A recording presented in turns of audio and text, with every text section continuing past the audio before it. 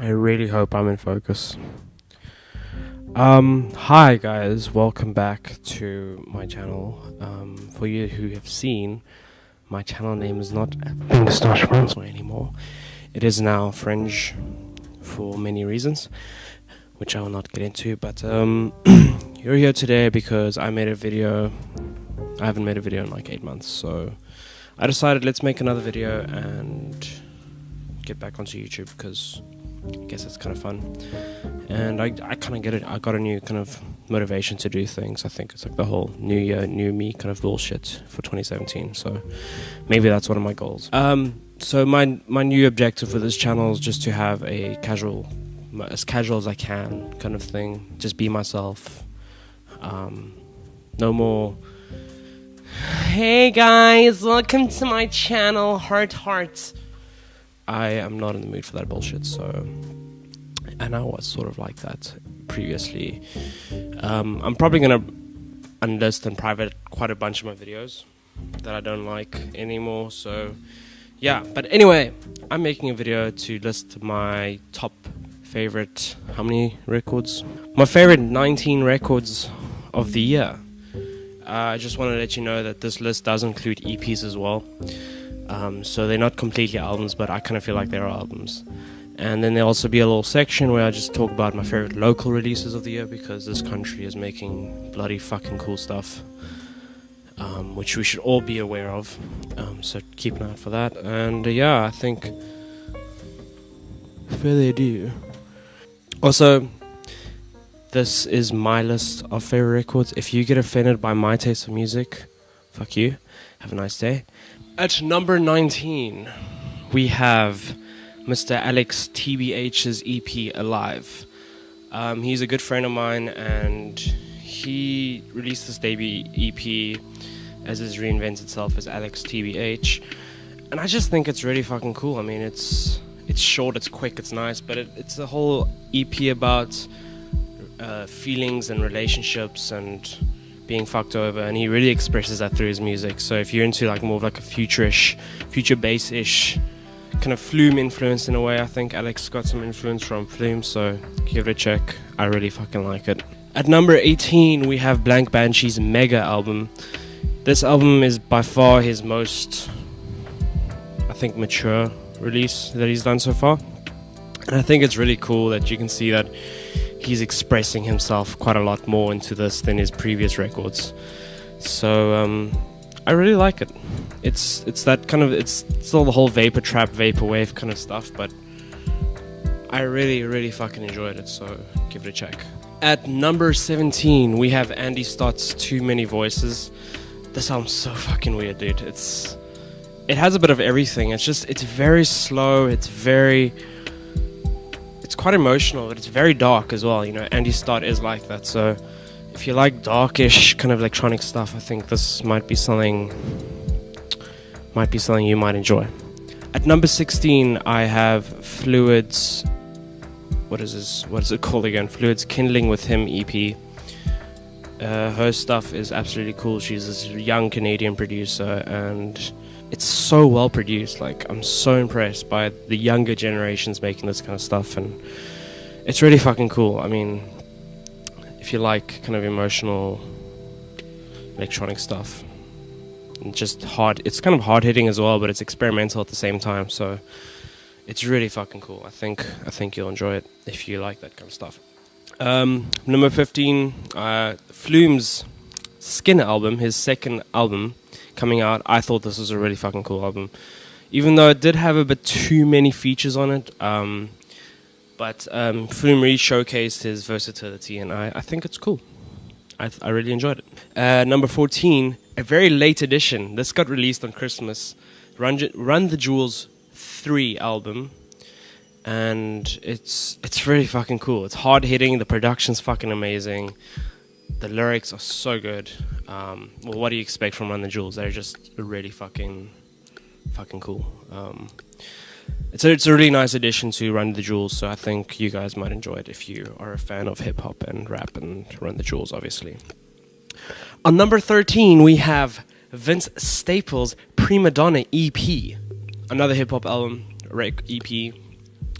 As bunch of my friends know, I'm a huge fan of Vince Staples, and this EP was really fucking cool. I really enjoyed it. It was a bit different from his Summertime '06 album, but I really liked it. A bit of a different flow on it, a bit more experimental, like the little intermission tracks where he like just sings, I just wanna those little intermission tracks. It's cool. I really liked it. I don't know why, but I just did. And that makes it for number 13. At number 12, I have Crystal Castle's Amnesty 1 album. This is the first record without Alice Glass, and now with Edith, the new chick. I thought it was going to be a really shitty album, but it turned out to be really fucking good. Yeah, it's heavy, it's soft, it's gentle, it's everything. I feel like it's a nice showcase, another nice step forward to Crystal Castle's next phase, whatever it's going to come their way. But I felt like it was really cool. There's some nice stuff on here, and Ethan's production is always just, I kind of look up to it because it's really fucking great. At number 11, it's the only metal record on this list. It's Nails' You'll Never Be One of Us. You'll never be one of us. Nails' record. I'm not a fan of metal, but I checked this out, and it is heavy. It's like the ultimate fuck you album, I think. It's literally like, we don't give a fucking shit what you want to do. Fuck you, stop conforming, whatever, you know. And it's 22 minutes. It's 22 minutes of just like these 9-10 tracks that are just heavy, screaming. Most of them are not even a minute long, and it's insane. So here we are, top 10 of my list of favorite records of the year. At number 10, we have David Bowie, however you want to say it. Rest in peace. But his Blackstar album that came out in the beginning of the year, shortly just before he passed away. And it wasn't what I expected. It's so insane. It's very emotional. Yeah, it's just kind of like learning life lessons and death, and especially for such an iconic artist as he was to a lot of people. At number 9, interestingly, I have Flume's Skin Companion EP1. It's some of the tracks that didn't make it on the album, so he put out a second EP about 4 or 5 months later. And even though there's only 4 songs on this EP, I feel like it showcased Flume's kind of true self in a lot better sense. I feel like it was a lot more emotional, a lot more experimental. It was just him, you know, like it's good. It's better than the album, I think, in my opinion. At number 8, we have Swans, The Glowing Man. I'm quite a big fan of Swans. They're quite old. I mean, they've got like 14 albums. But they always release fucking cool albums. Like the album last year as well, the To Be Kind album. That was really, really fucking good. But I feel like this album is very much on the same level as that one. This album is just sweeping with so much stuff and so much sounds and so many soundscapes, and it's just experimental rock, and like it's just, I feel like they're doing whatever the hell they want to do, and it's just like 2 hours. This whole album is like a 2-hour journey of just like soundscapes and progressive rock, just kind of like at number 7. At number 7, I have Zest's Darkened album, Zest Darkened. I like this a lot. It's the Dutch producer. He released this album a bit earlier in the year, but it's so good. It's a bit like Flume, but just better, I think. Sorry, Flume, but yeah, there's some really. He's a bit more experimental, and it's also a bit on the future side, but it's also his own kind of style, very experimental.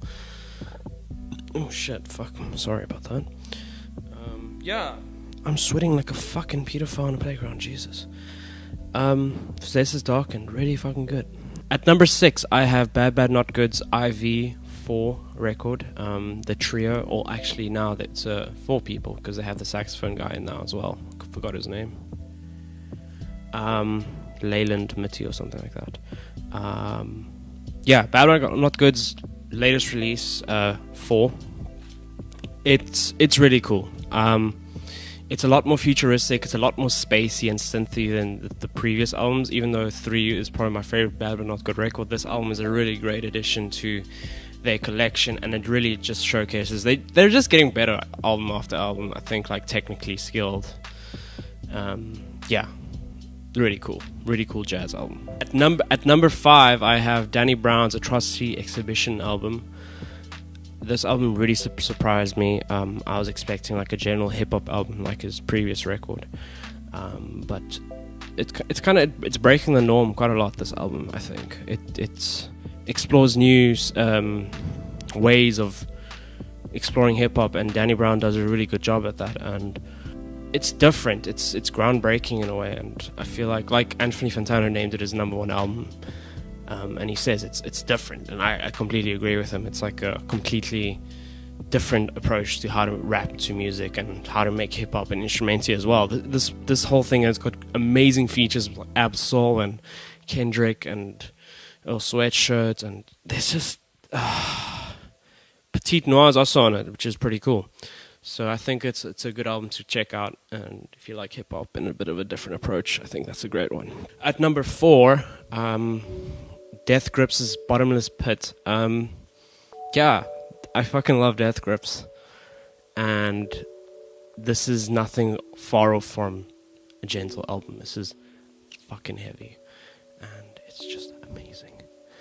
Death Grips, Bottomless Pit, what more can I say? It's really great.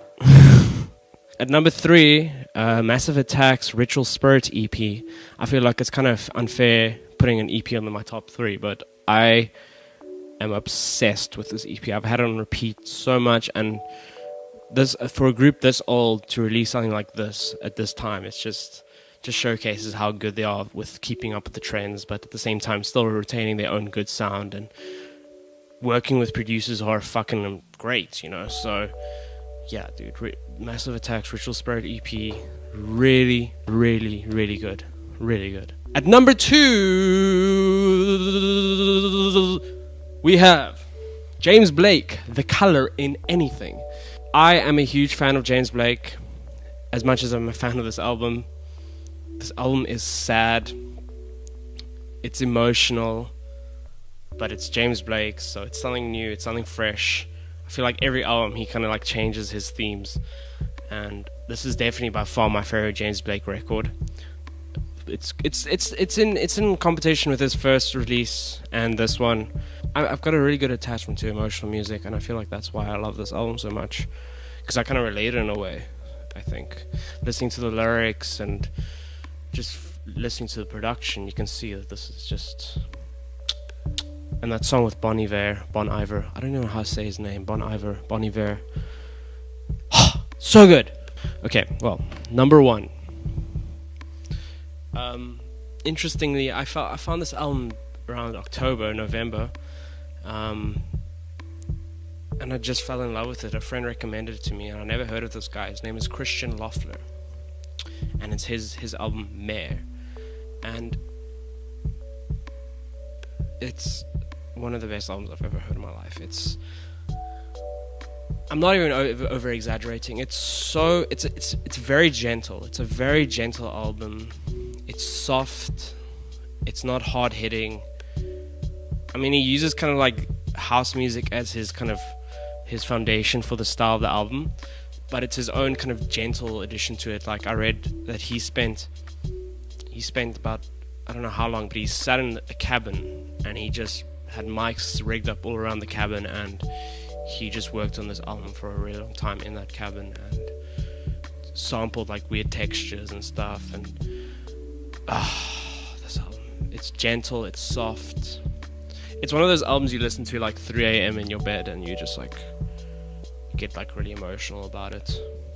And that's why it's my favorite album, because it relates to me the most. It's really fucking great, and I just love it so much.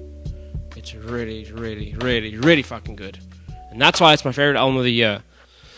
Yeah, these are my favorite local releases of the year. And these are just friends of mine as well as other people that I just really respect, and I feel like they're doing a lot for the South African scene here at the moment. So yeah, these are my favorite albums. I'm just going to read them off the top of my head. Watermark High's self-titled album that he released earlier this year. Really fucking great. Phizicist, Macabre. I don't know how to say it. I'm so sorry. Saying I love you. Really, it's like a film. Like his album's like almost like a film. It's like just full of beautiful sounds, and it features a bunch of cool artists. Really great. Rooinek's Eastranders EP. This is a duo with Thami Shoez and Vox Portent. Really fucking cool. Nice house, quiet techno as they would call it. Thami Shoez's commentary EP produced by Mr. Vox. Lyrically, Thami, dude, you're on a good level, dude. Like I can see this kid's got some fucking style. That's why he was one of my songs. But this kid is, I wouldn't call you a kid. You're a guy. You're an adult. Really great, Thami. Really great. I love it. Obviously, Buli's Feels album, fucking emotional album, as it says in the title.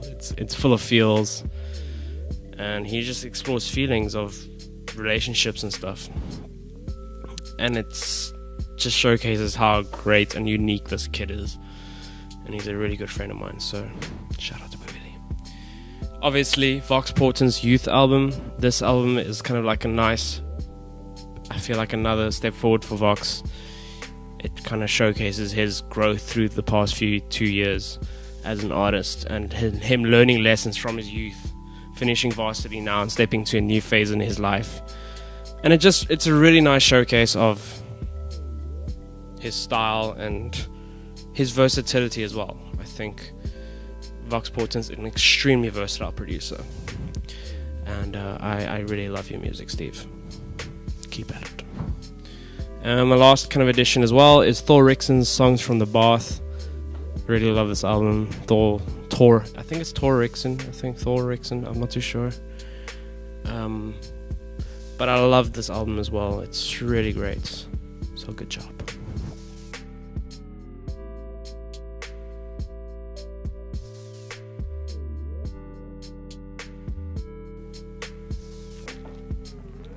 Those are my favorite albums of the year. Records, releases, whatever you want to call them. But I'm interested to see what you guys were listening to this year, because I love music. But guys, thanks so much for watching, as always. Yeah.